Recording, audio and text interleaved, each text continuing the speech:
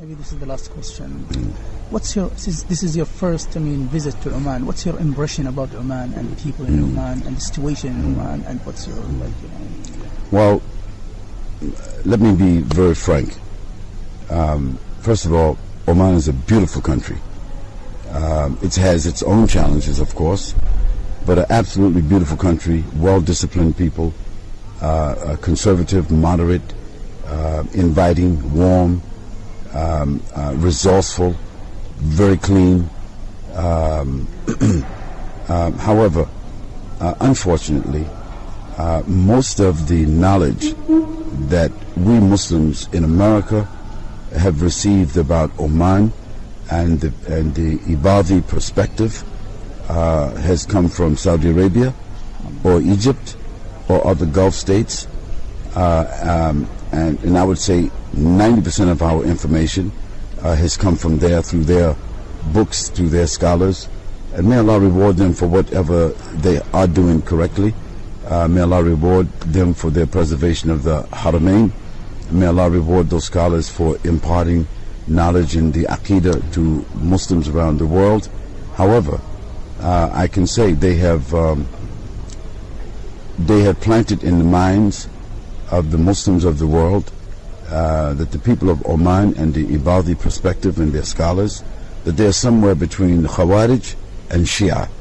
And so this is the predominant idea. Well, with my own research, I know that to be false. I know that to be unethical and a slander and a subversion of the Ibadi perspective and their scholars. While me, I am a student of the Arba Madahib, and my preference among those Arba Madahib is that of one of Sheikh Ahmed ibn Hanbal. That is my preferred exposure, while I'm taking from all of them according to what I believe to be the correct dalail. I did some research on the Ibadi perspective, the Madhab al-Ibadi, and I do not find them having very much difference with the other schools, except in issues which is not even a part of the Shara'it. Yeah. So if we pray with them and sit with them and talk with them and listen to them, wallahi, we see very small differences, and those differences are historical, political, and just a matter of preference. Imam Malik, rahmatullah alayhi, Imam of Medina, he had his own distinction. Abu Hanifa had his own distinction. Imam Shafi had his own distinction. And Sheikh Ahmed ibn Hanbal, they have their own distinction, whether they raise their hands or they put their hands on the chest or at the side, whether they point in doing the tahiyyat or they do not.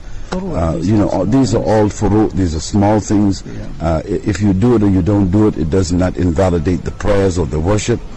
We face the same qibla, we eat the halal is the halal, we read the same Quran, we have love for all the companions of the Prophet and kulluhum, and therefore we should respect all the scholars of all the perspectives. And what I will do is I will do my best to be a window to the rest of the world and the people that I meet with, to correct these misconceptions and distortions about the people have about Oman, and especially about the Ibadi perspective. And Allah, He's the best knower, inshallah.